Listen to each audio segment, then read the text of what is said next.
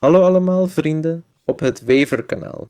Vandaag laat ik zien hoe je het tijdformaat wijzigt op Windows 11. Hiervoor moeten we op de klok rechts klikken. Klik op datum en tijd aanpassen en dan op instellingen. Hier klikken we op datum en tijdnotatie wijzigen. En hier kiezen we tussen het 12-uursformaat en het 24-uursformaat.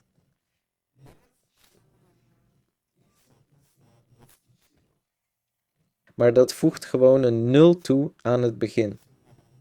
Als we deze kiezen, krijgen we het 24-uursformaat.